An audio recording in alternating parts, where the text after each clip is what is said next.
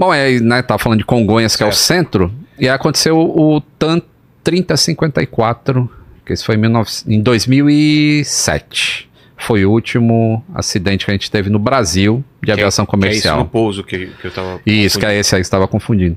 Esse foi impressionante, hein? Esse também foi chocante. Ainda mais porque a gente não pode nunca olhar o acidente só assim como se fosse um ponto só no espaço e vou olhar só isso aqui. Naquela época tinha muita coisa errada no Brasil, cara. De tráfego aéreo, de empresa falindo, a Varig estava falindo. Tinha um movimento muito grande de funcionários entre empresa que faliu, indo para outra empresa, falta de treinamento. O pessoal indo para a China também, de piloto. Tinha muitos, e aí passageiro chegava no aeroporto e era gente, porque as pessoas começaram a voar, porque foi quando as passagens baratearam, lembra? Aí chegava aquela horda de gente para voar e não tinha avião, não tinha, aí o pessoal dormia no aeroporto, quebrava balcão, dormiam no aeroporto, tem aquelas imagens, um monte de passageiro dormindo no aeroporto. Então era um caos aéreo. Um caos que gerava até uma pressão excessiva em cima dos tripulantes para que tivesse um avião onde tinha que ter um avião. Então esse é um dos fatores que contribuíram para esse acidente. Quer que eu explique mais ou menos o que aconteceu assim bem resumidamente? Então, esse avião tinha um problema... Essa imagem, o que é, Lene? É pós o esse acidente? É pós-acidente. É pós o acidente. E um avião da TAM, coincidentemente, aí nessa foto, pousando, né? Isso. Mas supostamente o modelo, talvez... Então, é o mesmo modelo. Mas o pouso seria, então, inverso a esse, não vindo daqui para cá. Isso, era Jabaquara sentido Moema. Porque veio para lá, escorregou daquele... Isso, ele nem passou naquele xadrez ali. Não passou, foi antes, já ele já veio fazendo curva para a esquerda antes, por causa de um reversor também, ó, que curioso. E aí ele cai aí é onde foi feita aquela pracinha. Exato, que tem um memorial e uma pracinha. Ó. Que era o que aí antes? Era um predinho? Aí tinha um prédio de cargas da própria TAM, que inclusive funcionários da TAM morreram também. Caramba. Né?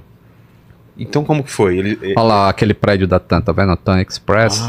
Tá vendo a cauda do avião ali, ó? Isso foi o quê? Umas 7, 8 horas da noite, talvez? Acho que foi mais ou menos isso, às 6h50, alguma coisa assim. Cara, que desesperador. E como que foi então? O avião ia pousar? Esse avião tinha um problema em um dos reversores. O reversor do lado direito, ele estava inoperante. O manual do avião permite... O piloto sabia disso. O piloto sabia disso, é documentado. Tá. E o manual do avião, ele permite que um ou os dois reversores estejam inoperantes. Porque o reversor, ele serve para auxiliar na frenagem do avião. Não é ele que efetivamente para um avião. Se você perder o freio do avião... Aí você não consegue parar só com o reversor até a pista acabar. Entendi. Agora, se você tiver sem os dois reversores, você vai frear dentro da pista ainda, porque o cálculo é feito para falha desses dois. Fala assim, eu tenho os dois funcionando, mas se falhar os dois, eu ainda paro na pista. Entendi. Isso que é calculado a extensão da pista, então. Isso. Por isso que quando o avião está muito pesado, ele pode pousar em alguns aeroportos, mas não no Santos Dumont, por exemplo. Que é muito curto. Aí tem um limite que você tem que parar ali, em 1.350 metros, acho, 1.390. Então, existia esse reversor direito inoperante. Aí a tripulação assume e eles vão até Porto Alegre e pousam. E lá, o procedimento de reversor inoperante é feito de maneira correta. Ou seja, as duas manetes foram colocadas em reversão, mesmo um só funcionando. Tá. E aí, quando você freia só de um lado, o avião tem uma tendência a andar para o outro. Então o piloto controla isso no pedal. Porra. E aí ele contrabalanceia essa força, e lá foi feito dessa maneira. Aí lá em Porto Alegre, esse avião voltou para São Paulo lotado. 186 passageiros, parece. Acho que é isso. Não só confirmo, acho que é isso, 186, sendo que ele tinha 185 assentos disponíveis. É alguma coisa assim. E aí, mas tinha uma criança de colo, inclusive. E é isso que aumentou o número. E fora isso, naquela época, o ICMS do combustível em Porto Alegre era mais baixo do que em São Paulo. Tá. Então, era comum que as empresas aéreas abastecessem mais combustível do que o necessário para fazer o voo, para economizar. Claro. Então, ele pousaria com mais combustível em São Paulo e não precisaria colocar muito mais, economizaria. Então, isso se chama na aviação tankering, que é você anda com o tanque ali sem precisar estar carregando combustível. E aí ele abasteceu bastante lá e saiu, decolou com bastante gente. Então era um avião que estava bastante pesado. Se fosse hoje... Quantas pessoas você disse? Eu falei 186. Aqui pela pesquisa deu 157. 156, então era 156 e tinha 157. 157. Tá. 156 pessoas, ele tinha 157. Por causa do bebê.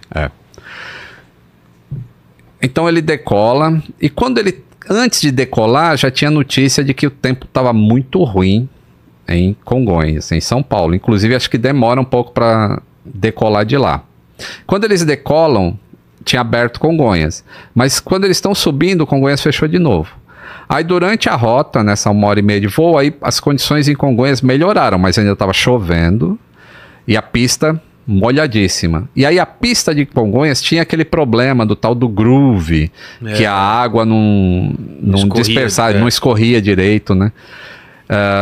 Então eles vêm aproximando. Mas não se sabia disso, cara? Antes? Sabia. Ah, tá. Eles sabiam. Inclusive, acho que uns 2 dias antes, um avião derrapou lá em Congonhas e tinha vários reportes de piloto, mas a gente tá no caos aéreo, é isso que eu tô falando. Tá.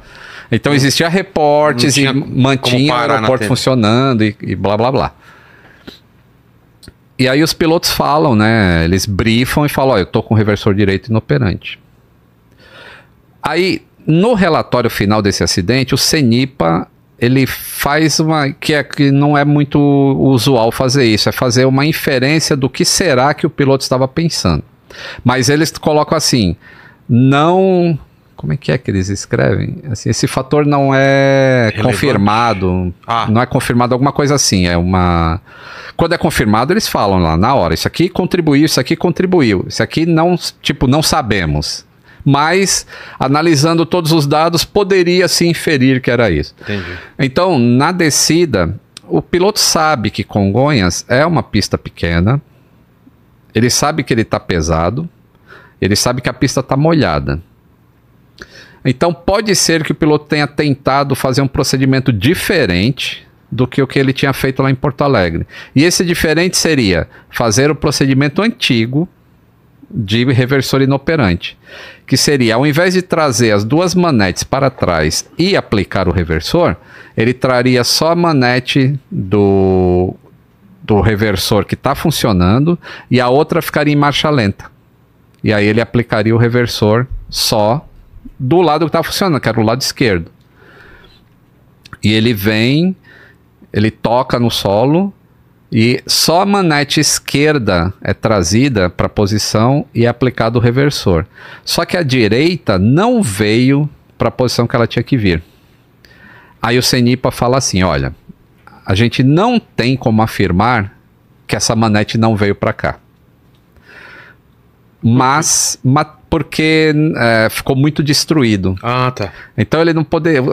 Isso é muito interessante na investigação. Quando você não tem 100% de certeza, você só faz a probabilidade matemática. E a probabilidade matemática daquele negócio não ter falhado bem ali na hora do pouso, naquelas condições, é um número tão gigante que você acaba falando, não, a manete não foi trazida para a posição.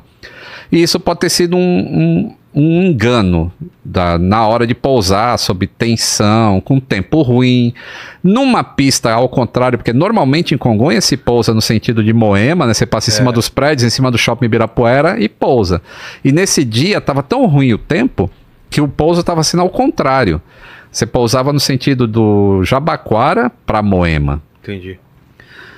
E aí ele traz somente a manete esquerda. Sem trazer a manete direita para marcha lenta... O que acontece? O computador do avião interpretou que com o avião no solo e aquela manete naquela condição, ele começou a acelerar para permitir uma arremetida.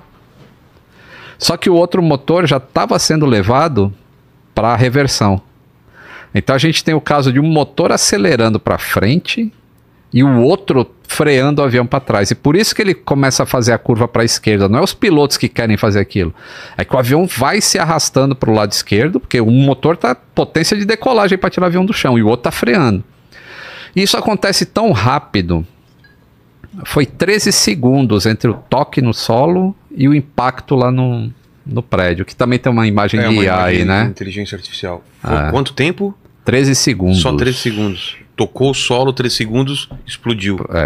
E ele explode por quê também? Porque é muito combustível? Ali tinha muito combustível, o impacto é muito forte. O impacto sempre vai explodir? Se ele Não, ele precisa ter uma fonte de calor, que no caso são os motores. O motor funcionando é uma fonte de calor, e aí com o impacto ele explode. Às vezes pode acontecer explosão sem uma fonte de ignição, mas não é tão raro, não é tão comum. Entendi. E foi impressionante isso daí, né? E foi impressionante, aí... O pessoal relatou se foi um estrondo, como que foi, a galera que tava por lá, os relatos. Foi. Teve... Não pegou na pista. Não, isso foi um negócio extremamente incrível. Porque quando ele desce aquele barranco e atravessa por cima da Bandeirantes, da 23, da 23 de maio. E tinha um taxista passando, inclusive, parece que atingiu o teto do carro dele, mas não tão baixo que tava. Mas ninguém morreu ali. O avião atravessou a 23 de maio, São Paulo, que é uma coisa absurda. Nesse horário lotado, né? E ninguém fora, né, que estava na avenida se machucou. Mas esse também é um acidente muito triste, assim, eu tinha um colega que inclusive ele não pegou esse voo, ele pegou o outro, e os aviões ficaram dando volta em Congonhas, né, porque aconteceu acidente, agora ninguém pousa mais. E eles só ficaram sabendo, assim, e tipo, telefone celular naquela época você não podia ligar a bordo, eram aqueles celulares bem antigos. E só quando pousou que eles conseguiram avisar a família. Pô, eu não tô naquele avião, eu tô nesse aqui. Então foi bem... Angustiante. Angustiante, sim.